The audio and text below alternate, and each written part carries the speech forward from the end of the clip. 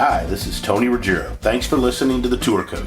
These are the players, coaches, experts, stories, and insights from my work on the PGA Tour at my retreats or my downtown teaching center in Mobile, Alabama. My goal is to shed light and share insights from the people who I've gotten to know and meet working on the PGA Tour and teaching through my career. And I hope this helps all of us play, coach, and teach better golf. If you like what you hear, please give us a good review and take a look at our new Dew Sweepers YouTube channel or the Dew Sweeper on Instagram, where I've taken some time to share videos of help from my teachings, travels, and journeys.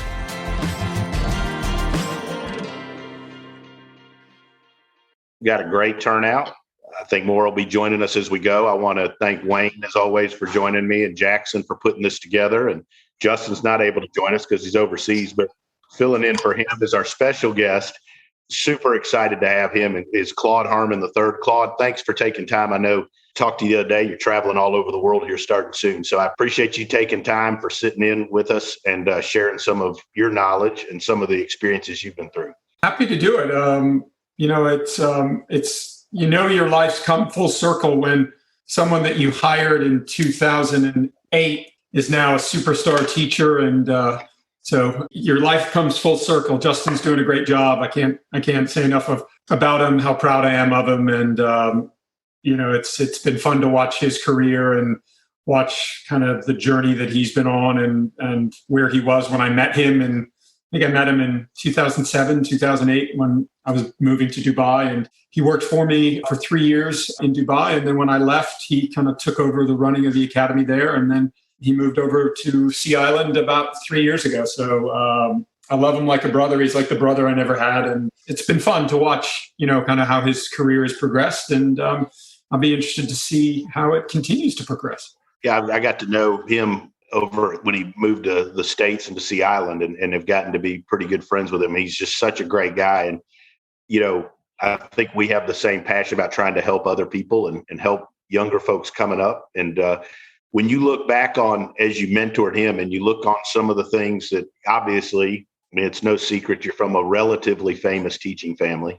Yeah, my father loves to tell me I'm the worst instructor in the family. So, well, we're not going to let him have a voice in this one. But obviously, you've had tons and tons of success and grown up in that great family. I've spent a decent bit of time with your Uncle Billy actually teaching. Oh, yeah. Had breakfast with Billy a week ago or so. I was out in Palm Springs, and the stories are priceless. I wish I just ran a damn recorder the whole time. But what are some of the things you learned about teaching golf growing up in that family? You had to have been exposed to that from an early stage. Yeah, Tony, I didn't play. It's an interesting one. I never played golf growing up, and have never played golf at any competitive level at all. I'm 52 years old now. When I was growing up, golf wasn't cool. Golf was kind of old guys and funny clothes, and golf wasn't what it is now. And, obviously the Tiger Woods effect has had a huge effect. So I played other sports. I played, football, I ran track, but the big sport that I played in high school was tennis. Tennis was my big sport, still probably the sport that I enjoy the most. My dad didn't push me to play golf. I think he probably was under an enormous amount of pressure when he was younger, being the son and having the same name as, my grandfather, Claude Harmon, who had won the Masters. And, my dad, I think I tried out for my high school golf team when I was a freshman because I thought that's what I was supposed to do. And I probably shot 60 on the front nine and packed it in after that. I just always was around my dad, my uncles, and my grandfather before he passed away. I was just always around them. And when I was probably 15, 16 years old in the summertime, I'd kind of hang out with my dad and watch him give golf lessons. My dad and his brothers, my grandfather was still alive then. They would always do a golf school in the summer at a place in Ohio called Fairlawn Country, called Frank Wharton, who worked for my grandfather for a number of years, was the head pro in Akron, Ohio. And we would go there, and the brothers would all teach. My dad would teach, and he let me set up the range, and I was, setting up the driving range and setting up where everybody was going to hit balls from. And my dad was really big into video at an early stage. That was probably mid 80s. Video cameras were just starting to come out.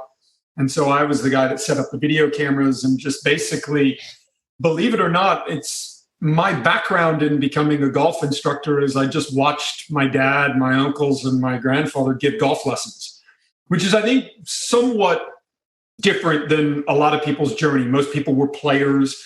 A lot of people that are instructors played, high school, junior golf, high school golf, some college golf, attempted to play golf at the pro level. And that just wasn't my, wasn't my path and wasn't my journey. But what I did have was I basically had a ringside seat to watching, who I consider, my dad to be the best golf instructor that I've ever been around. And, I watched him give golf lessons to members, but I really spent an enormous amount of time with him, watching him give golf lessons to players.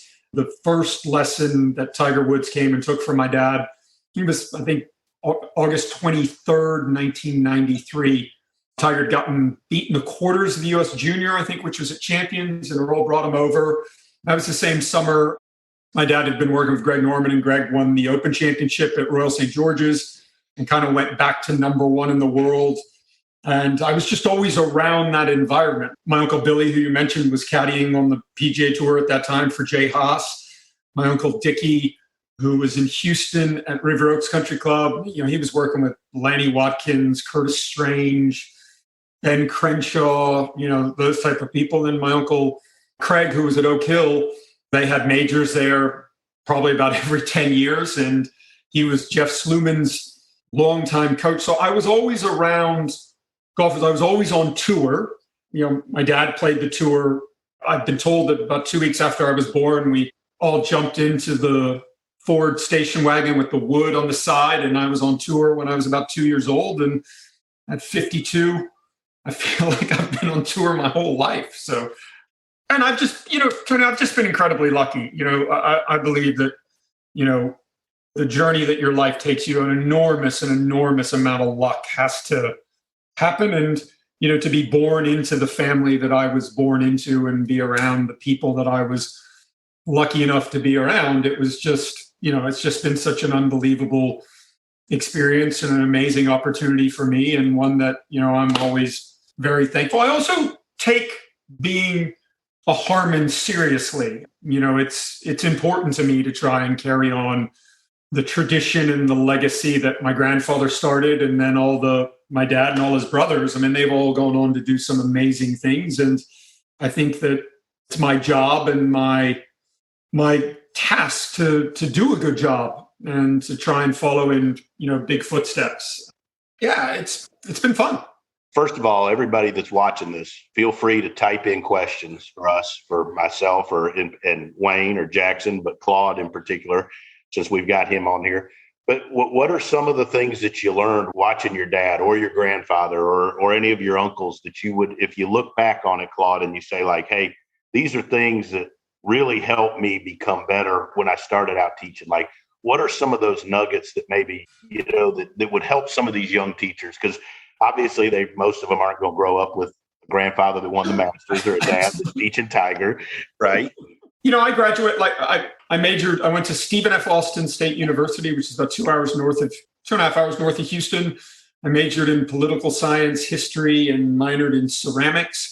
I got out of college and had really no idea what I wanted to do. And my dad said, well, you can come work for me. He was working at Lochinvar in Houston at the time. And, I thought, great, I'm going to go to work for my dad. And he stuck me in the bag room for almost 2 years, which in Houston, Texas in summertime is a lot of fun. The bag room had no air conditioning. I think the things that I learned the most from my father is, the value of hard work, the value. I mean, if my dad tells you to be somewhere at 7:00 at night, if you show up at 6:30, you're late. He was and is incredibly hard on people.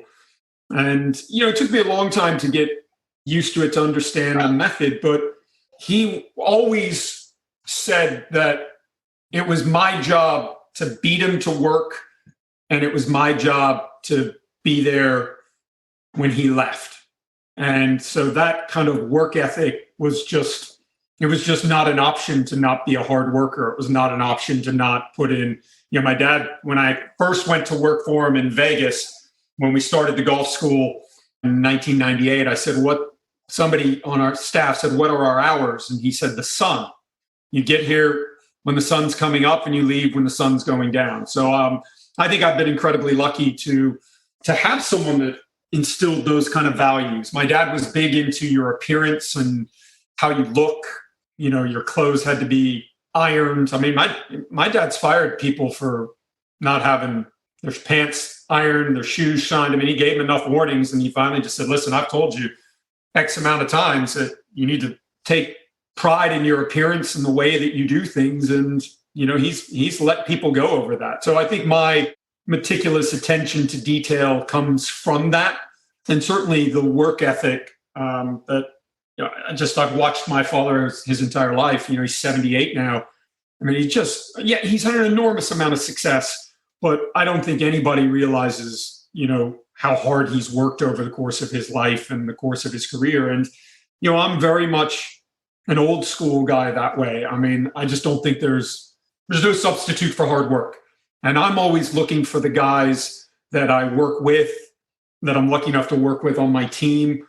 Their work ethic, their dedication means everything to me.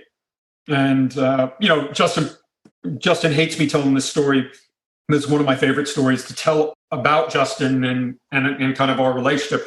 We opened up our golf school in Dubai in 2008, and I moved there in 2008. We opened, I think, in 2009, and I hired Justin. He was working at a club called the Montgomery, which was a factory. I mean, it was a lesson factory. I mean, they gave lessons morning, noon, night. They had lights on the range, and it was the busiest, golf course in Dubai. It was the busiest range. And so Justin came over and started working for me.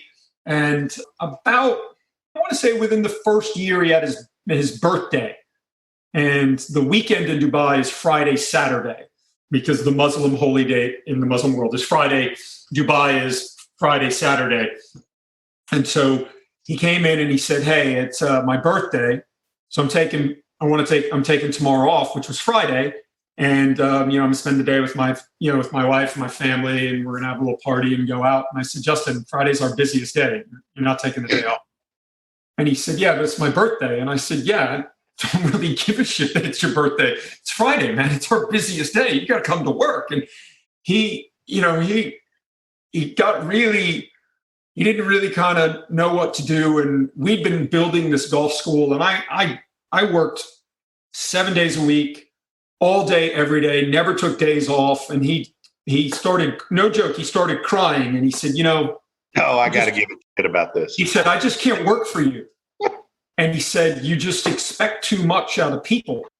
And there's more to life than working. And he's like, I just can't work for you. And I said, well, quit then. And he said, what? I said, quit. I'll find someone else. And I said, what you don't realize is, I said, I won't be here forever. And I ended up spending 3 years. And I said, one day when I leave, you could take over and run all of this. And I said, right now you have a job. But what I'm trying to do is help you build and give you a career in golf. So for the rest of your life, you have a career in golf and instruction, and you can provide for your family and you can go on and do great things. But that takes hard work, that takes dedication, and that takes a willingness to make sacrifices. And if you're not willing to make those, that's fine. But I'll find somebody that can. And, he left, and he came back the following day and said, I'm sorry, it was my birthday, and, I understand what you're trying to do.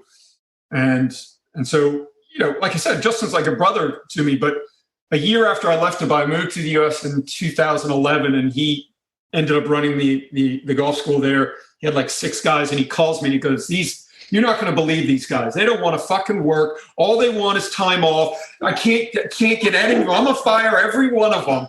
And I'm sitting there, and I'm sitting on the phone call, and I'm just laughing.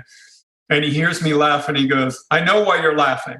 He said, because you said the same thing to me, and I didn't believe you. And so I think for me, hard work, how much you are willing to sacrifice. I get messages, emails, DMs all the time. And Tony, everybody thinks that what we do is glamorous. It's and everybody, not. I get, loads of guys saying, "Hey, I'd love to do what you do." And my first inclination is, no, you don't want to do what I do.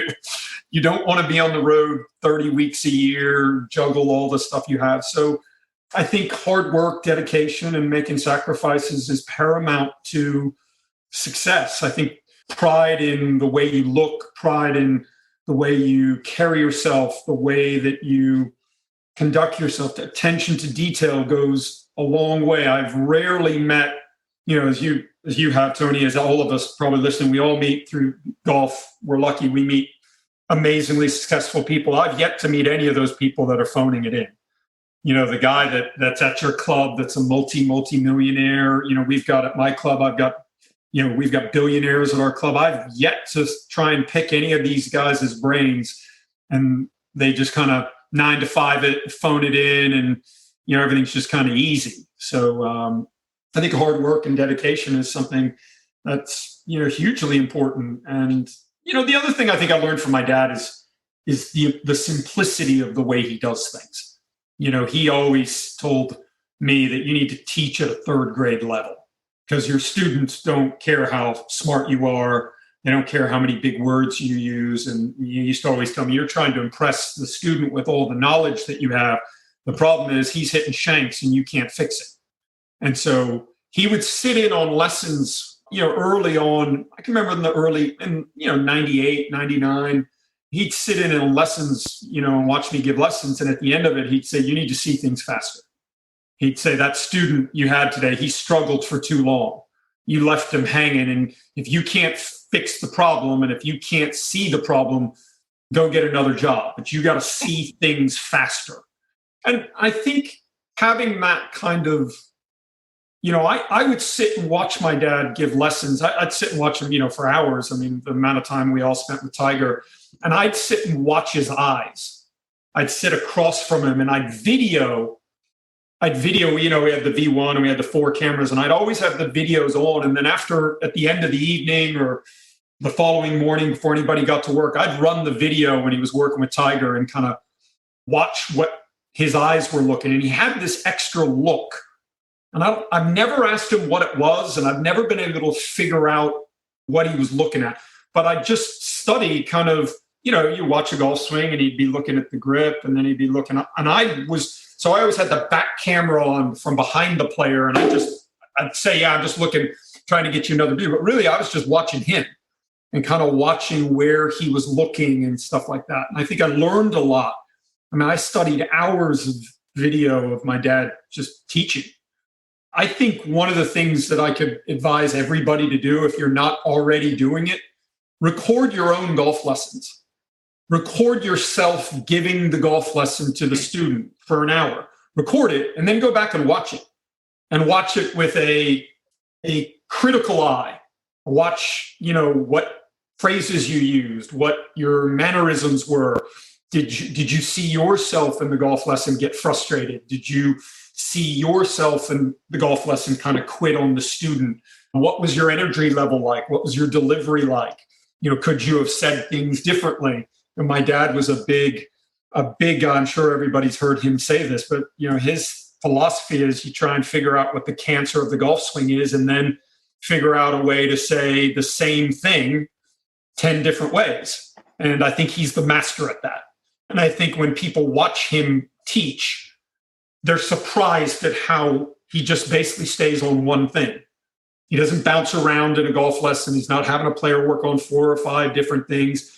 He's trying to pick one thing. And until that player fixes that one thing, he's like a dog with a bone. He's not going to let you go.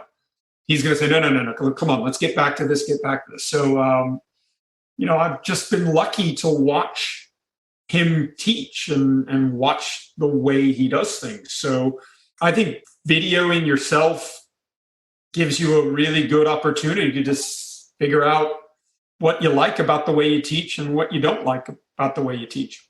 We got a couple questions, but Sure.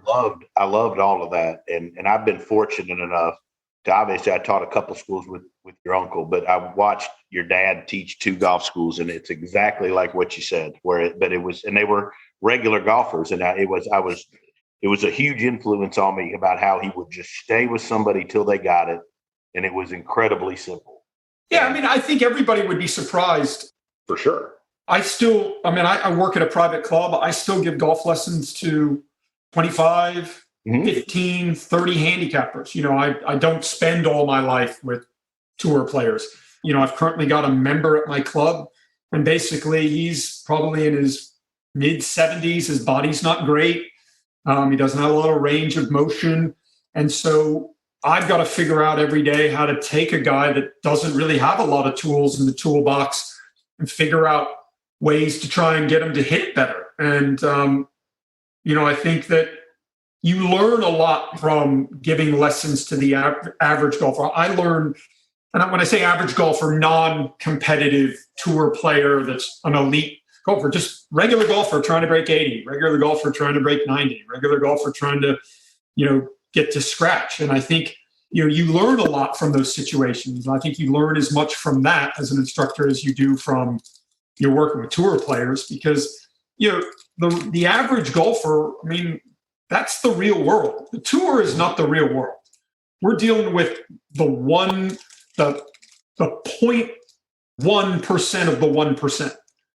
And so I still love giving golf lessons. I don't think I'd ever want to get to a stage in my life where I'm not giving golf lessons to normal golfers. I think it's really important. I think of what I do is I'm a stand-up comedian, and the lessons I give to regular golfers, that's stand-up comedy. You know, Jerry Seinfeld does stand-up comedy. He goes on the road and tells jokes, right? Most comedians that you see in movies and sitcoms and TVs, they're stand-up comics. They go on the road, they play shows, they go to Vegas, they play, you know, they're stand-up comedians. And then you see them on TV, and they're in a movie with, you know, Bradley Cooper, and it's a romantic comedy and stuff, and everybody laughs at them.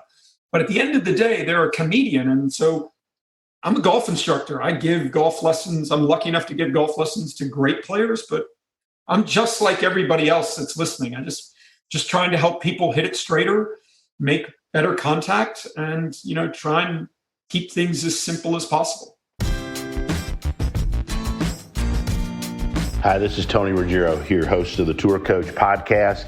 Thanks to our great sponsors, Srixion Golf and Bushnell Golf, we're working to help spread the word about the Tour Coach and get more people to download and get more people to listen to it. I have so many DMs every week from golfers, from teachers, just people that are passionate about the game of golf, that love our authentic, our raw approach. It's unproduced. It's just natural. It's from my travels, teaching and working on the PGA Tour, teaching at our retreats, just conversations with the very best in the world of golf. And we want more people to know about it. So Srixion and Cleveland Golf and Bushnell and I have teamed up to give away some stuff. And here's what you have to do to win and help spread the word about the Tour Coach. All you have to do is go on to Apple iTunes and give a review of the Tour Coach, then screenshot it, and then post it on Instagram or Twitter and tag Srixion and Bushnell and myself at the Dew Sweeper on Instagram or at Dew Sweeper Golf on Twitter.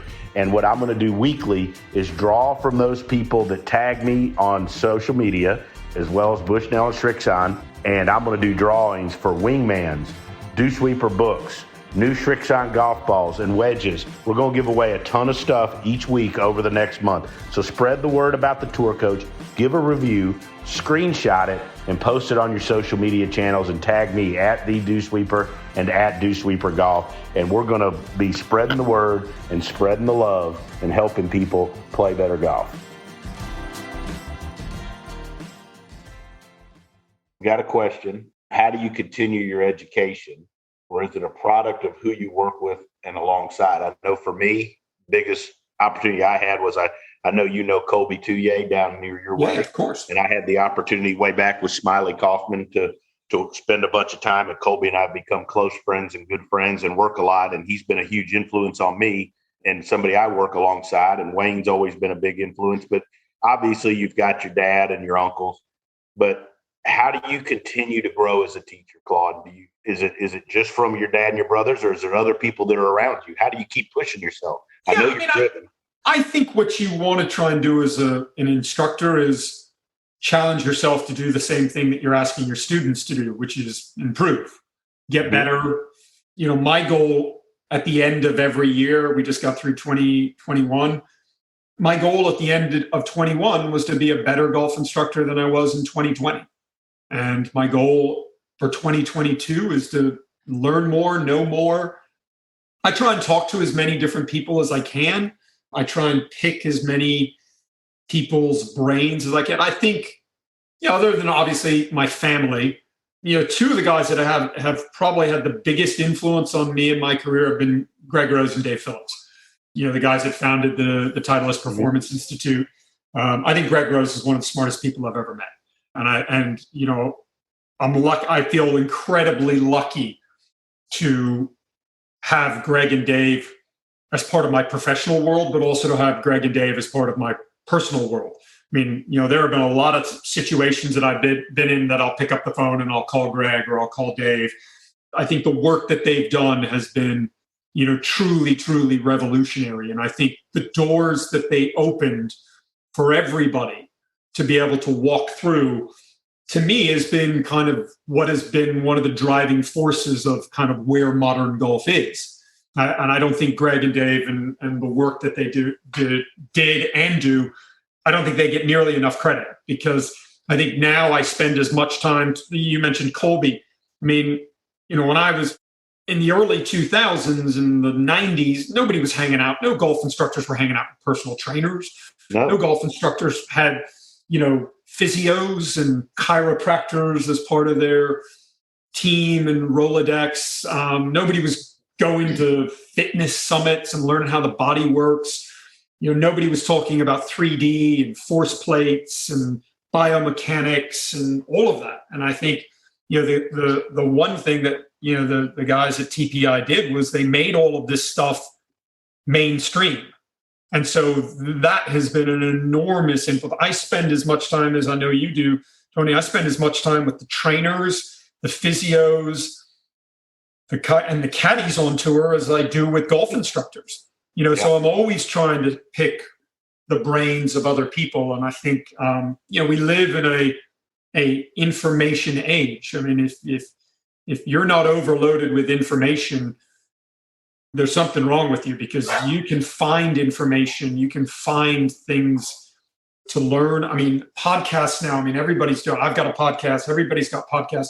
They're a great vehicle. There's podcasts on non-golf, non-sports things that can be hugely, hugely influential. But I think it's, I think it's a very, very dangerous place to be when you think you kind of have all the answers. I'm always my grandfather used to say, that's my favorite saying from my grandfather, it's only what you learn after you think you know everything that really matters. And I am the living embodiment of that. We started the golf school that my dad's still at in Vegas in 1998. And from 1998 to the end of 2001, I was director of instruction. And if you think about the timeline from 98 to 2001, I saw some pretty good golf. And I saw, the best golfer to me of all time, Tiger Woods. I watched Tiger and my dad from 93 till, when they broke up. I watched all of that. And as a result of that, I got to work with unbelievable players. I got to work with Adam Scott and Darren Clark and all of these players that were coming to see my dad. But I left working for my dad in 2001 and moved to Europe and started working on the European tour. And I realized when I got there, I didn't know anything. I just kind of knew what my dad said. And hey, it was good stuff and it was working, but I didn't really know anything. I just kind of knew. And I always, if I was ever really in a sticky situation in a lesson, my dad could always come in and bail me out. So when I actually left and kind of got over to Europe, and the first real player I ever really worked with on my own was Trevor Immelman, who's one of my very, very good friends. And Trevor, in 2002, was the year I started working with him. And I made a conscious effort that year to not call my dad, to not tell him what I was working on. And because I needed to kind of do it on my own and figure it out and make mistakes. I think it's hugely, hugely important for everybody that's listening. You learn more from the mistakes you make than the successes you have. and I've made so many mistakes. And I mean, I wish I could go back and give people their money back from some of the lessons I gave people because I didn't know anything. So I think it's important. And what I did that year when I moved to Europe and was living in London, I really wanted to try and figure out what was important to me in the golf swing.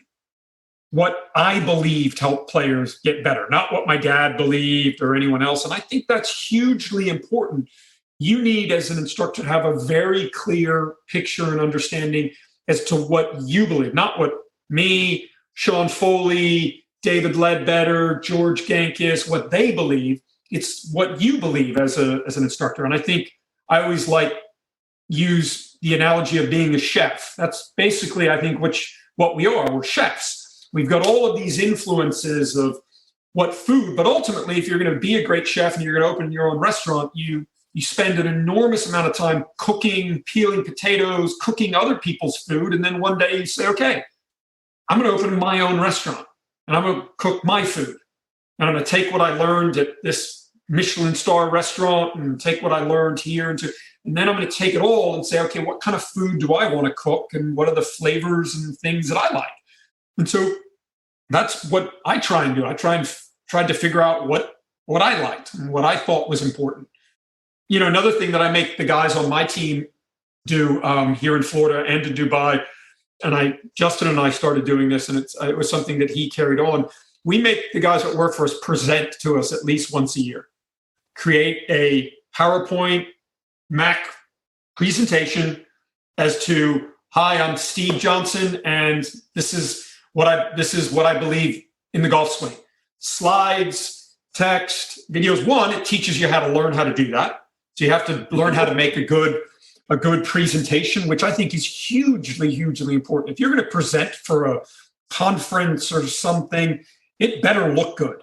You better know what you're doing. And so it teaches you how to put together a great presentation. But if you're putting together a presentation, like, we've been lucky enough to many that people ask us to talk at coaching summits and PGA sections, stuff like that. So we have to put a presentation together. And, if you've never done that before, putting it together it's tough, and you're trying to figure out what you're saying. And I think it helps you really get a clear idea and vision as to what you want to do and what you're trying to do. I think it's hugely important. I think that's really important. I had the opportunity. I wrote a little book, very little, with Matt Rudy. And I know you know Matt really well. That's the best. And one of the best things about it was it made me actually have to sit and think about what I actually teach, right? Because we get so caught up on Wayne Jackson and every day doing our deal that sometimes I don't know that we sit and evaluate what the hell it is we're actually telling people. Yeah, so for sure. To me, that was a huge value. It's huge. And one thing I want to say, and I say this whenever I talk to anybody about golf instruction and what we're trying to do as golf instructors, the bad lessons I give, and I give bad lessons, I give them on tour, I give them at home, they affect me. They affect me on a human level, and it upsets me, it pisses me off. And if given a bad lesson, if a player didn't get better while you had them for an hour and they walk away and they didn't get better, if that doesn't beat you up inside, you should get a new job. You should find a new line of work. Yeah. Because if you're not living and dying on your players at whatever level they're at, from a junior to a ladies clinic, if they're not walking out the door better, that is on you and not them. Yep. Regardless of their skill or talent level. It's on you because they called you. You didn't call them. You didn't say, hey, Mr. Smith, I'd really like to help you. Mr. Smith called you and said, hey, coming to you for a golf lesson, really struggling, and I want your help. Can you help me? And if you say yes to that, and that person walks out the door and isn't better when they came in, it's your fault. Yep. And they can be 1% better. They can be 0.5% better, but they can't be worse. They've got to leave the lesson feeling like they're on the right track. They saw something, heard something, felt something different than they had when they walked in. And if you're not doing that and you're not thinking like that, please go do something else. Question, Claude, in from the crowd here. And look, Go ahead. Hey, Tony, I think I haven't really met Claude and don't know him very well, but I think he said one of the smartest things I've heard in a long, long time about how to get better. And I have some people that watch me teach every once in a while, not near as much as you guys do, but they're all, a lot of people are always looking for the answer to the test question. And Claude was smart enough to turn that back camera on and watch how the person figured out the answers to the test question using his eyes and what he was looking for. I mean, that's genius right there. I mean, a lot of times people will say, well, what do you do about your, right arm in front of your body or your left knee or whatever? And I mean, the reality is I don't really know exactly what I'm doing when I'm doing that. I'm teaching from my heart and from my gut and the art form of what I've watched people over a lot of years learn how to do. I don't really know what the answer is.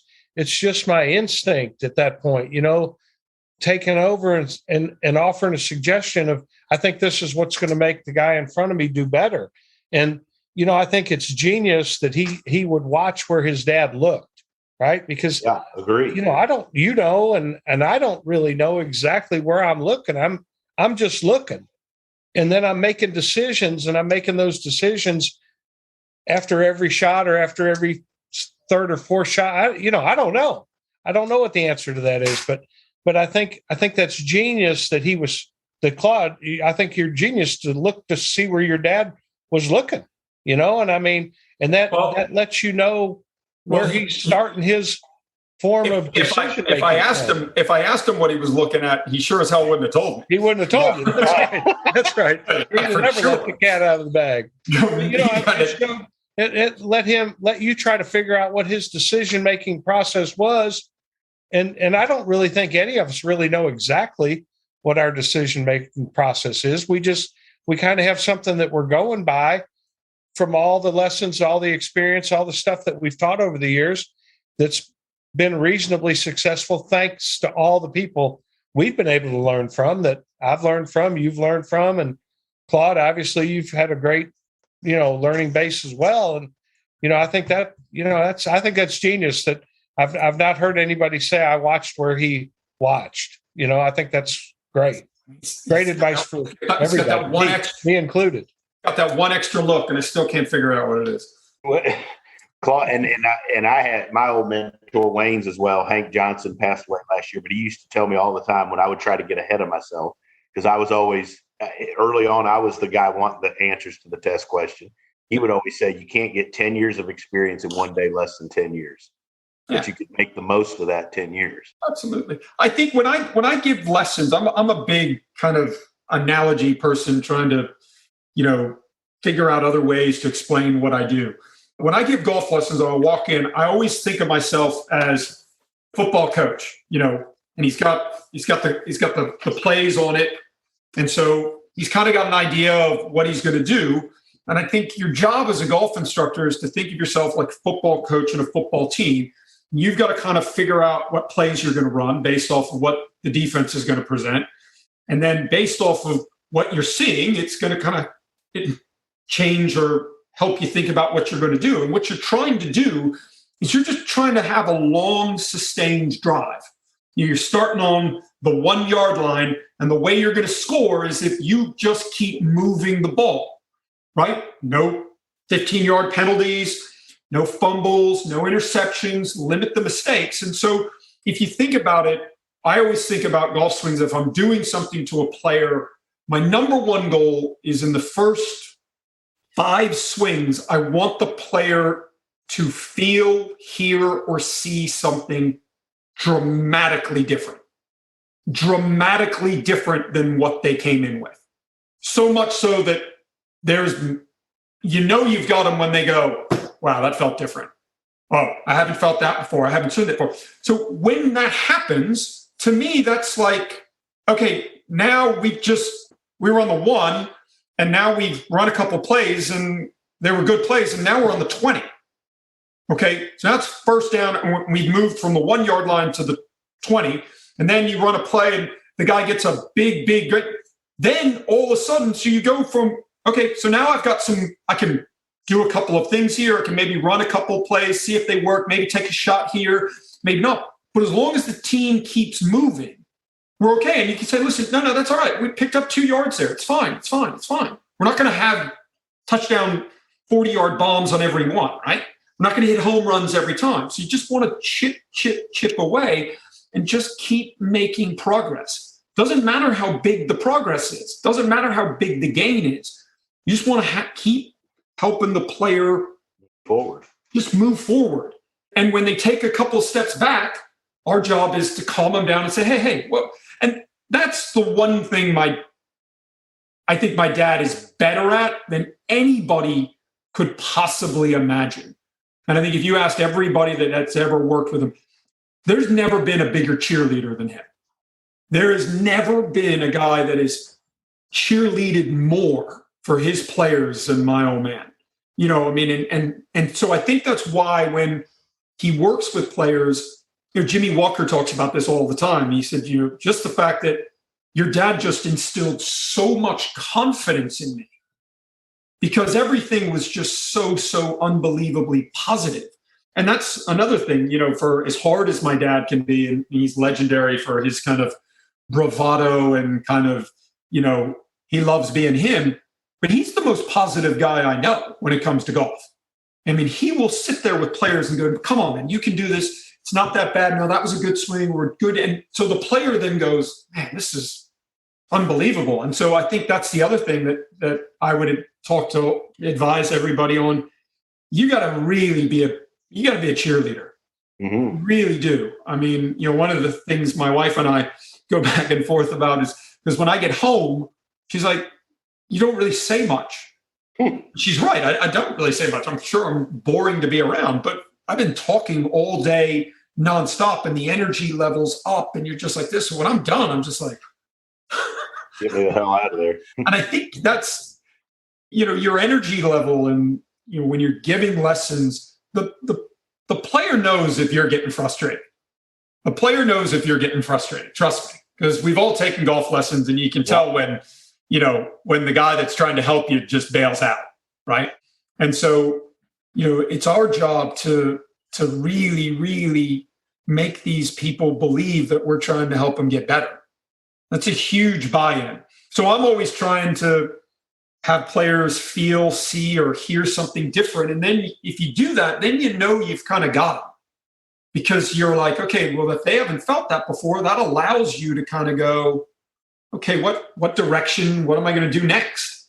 And I'm always trying to think ahead on if I change this. Like, again, my dad, I think, was great. He would always say that if you find the real problem in the golf swing, whatever the cancer is, your job then is to find the one thing that's going to change all the other things that you're trying to change.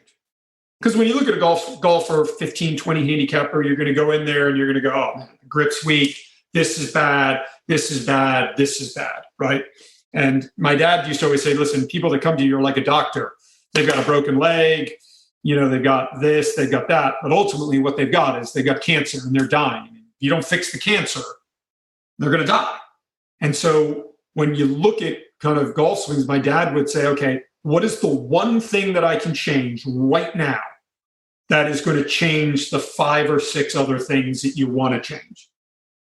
And in my head, I always think of the domino effect, right? In the golf swing that's over in about 1.5 to 2 seconds, if you think about all the body parts that a player has, and they're all moving, they can all move independently and all of this stuff, and the player's trying to control all of this stuff in a golf swing that's over in 2 seconds. And to be honest, as we all know, we're not really in control of a lot of it, right?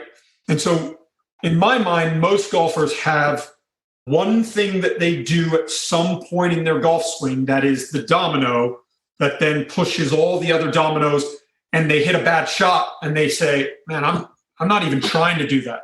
I'm trying to do the opposite. But that's the one domino that caused the other things that they aren't really in control of, right? And if you can find a way to reverse the dominoes, right? Get the one thing that's causing all of the other stuff. If you can fix that, then some of the other dominoes just start to fall and you don't have to change anything. That's the art of teaching. It's the art. It's so when I'm thinking about it, and I always think, and my dad, it's the training and the stuff I had from my dad. I just sit there and go, okay, what is the one thing right now that I can do to take this player out of the pain that he's in right now, that he's struggling? Because if I can get him to do this and make a change, the quality of the strike improves, or the balance improved, or whatever it is, and they feel something different, then you can kind of go, okay, if I keep on this, I can maybe backdoor some stuff without the player even knowing it, right? Hey, man, that contact's really good now. Wow, I'm really starting to hit the golf ball more solid. My balance is a little bit better. And at that point, you can say, yeah, and you know what? If you just go ahead and make a little strengthen that left hand just a little bit, man, you're really going to start to feel something different. And all of a sudden, they strengthen the left hand just a little bit, and then they hit a shot they've never hit before. But if the first thing you do is, hey, got to change your grip. We've got to change this. We've got to change this. They check out because they're like, man, how am I going to even hit it solid here? Right? So if you can fix one thing that is going to have a domino effect to the other ones, you can then make some small little changes that the player isn't going to be that averse to. Right. Because you've gained their confidence, you gained their trust. They're seeing a different result. They're seeing maybe a different pattern, and I think that's huge. That's big for giving lessons. Last question. We got a question from Joe Foley directed towards you, Claude. It says, Claude, what advice would you give to someone whose father is also an instructor? Hold on, I got to be able to read this thing. I got it. It says, what advice would you give someone whose father is also an instructor or coach? Couldn't coach get or deal with the comparisons to them at an early point in your career. Listen, my dad's 78. I'm 52. There are still people that think the only reason I'm in this business is because of who my father is. So there's always going to be, if your father's in the same industry, there's always going to be comparisons. And it took me a long time to be kind of okay with that. That always used to kind of bother me. But at this point in my life and my career, I realized that, I've been very lucky to do some pretty cool things. And, I've had an enormous amount of doors open to me by my father and who my family is. But any door that's open to you, it's your job to walk through that door and then close it behind you and keep going. And, I learned at a very young age as well. My dad could be Butch Harmon and famous, but nobody is going to keep working with me, keep hiring me, and have me around if I'm no good at what I do just because my dad's Butch Harmon and he's famous. And he coached Tiger Woods, right? So, and I think I will never get there, right? I mean, when your dad's Butch Harmon and he is who he is in golf instruction, I'll never get there. So I'll chase where he is my entire life, the success that he had and the things that he was able to do. But I will never get there because it's just unattainable. And, so I think that's if your dad's in the same business, you have a daily reminder at times, which is sometimes annoying, but you also have a daily opportunity to say, wow, I can try and emulate that. And I can try and get to that level because that's what I'm always trying to do, right? I mean, every golf lesson I give, I do it largely in the back of my head. And I think, I think my dad would be happy with that, and so some of the things that come with having, a father in the same industry, you're always going to get looked at that. If you get any help, people will probably say, hey, your dad's helped you. And that's also one of the things. My dad really hasn't helped me that much in my life. I mean, he's probably been harder on me than he's been on anybody. And, he was old school. He thought, listen, you got to figure this stuff out. And so, he hasn't always been incredibly helpful to me. And I think that's been good. He's like, listen, you got to figure this stuff out. I can't do everything for you. And listen, as much as there are times where I wish I wasn't, I'm Butch Harmon's son, and that's kind of a cool thing. Pretty cool. It's been cool for me to have that opportunity, and there's going to be positives and negatives with that, but I don't think it's a negative. Cool. Claude, thank you for taking the time. I got to talk to you a little the other day. I know how busy your schedule is, but I truly appreciate you taking the time. I think, listen, everybody that's listening, we're all just really lucky. We're lucky to be able to work outside, to be a part of a great game. And, we are in a very, very interesting and amazing time in golf instruction. We've never had the opportunity at this point to be able to do more with our students. We can measure them. We can know exactly what they're doing physically. We can know what they're doing with the golf club, all of that. But the one thing that I want to end on by saying to everybody is, don't ever forget that this is the computer. When you're looking at golf swings, what's happening is in front of you. You're seeing it with your eyes. All the technology, TrackMan, whatever it is, all of that is it's just technology. They're computers. So you have a computer in your eyes, and you know what my dad said, see things faster. Try and see things and use your eyes. If you're someone that uses a lot of technology, if you're using a lot of launch monitors, if you're using Swing Catalyst, K-Vest, or whatever it is, great. But all of that stuff should really just be kind of what you already know, right? And unless you're looking at the difference in someone's wrist angle, like a biomechanist would be, between the difference between this and that, and you want to know the difference in the degrees and all that, that's fine. But you should be able to look at a golf swing and watch someone hit a golf ball, and whatever the $30,000 launch monitor tells you it just did, if you're surprised, please quit and get a new job. Because all of the technology that we have available today should just be reinforcing what you already are seeing with your eyes, with what the divot's doing, with what the ball flight's doing, where it's starting, with all of that. When you look at the TrackMan numbers and you're surprised that the 20 handicappers 7 down on it and the path is 15 to the left, if you're surprised by that, maybe look for alternate work. The technology should just reinforce what you see. You'll see a couple of things every now and then and go, if you're looking at Swing Catalyst or 3D, every now and again, you'll kind of see some stuff and you'll go, oh, I haven't seen that before. Oh, wow, I didn't. Yeah, okay, now that makes sense. But the majority of the time, if you're using technology, it should just be reinforcement for you to say to the student, remember when I told you were doing that? This is what you're doing. And that's why we are in an amazing time in golf instruction. It's really cool. It's going to be fun to see where the next 10 years take us. Claude, awesome stuff. Thanks again for the time. Thanks, everybody, for having me. Appreciate everything you do. We'll talk soon, buddy. Thanks, listen to the podcast. More downloads. More downloads every Wednesday. Off Course with Claude Harmon. Come on. Don't forget the tour coach. I need the money. The tour coach, too. I need that money more than Claude. It's okay. That's not true. See you guys later. See you guys soon. Thanks for listening to this edition of the Tour Coach.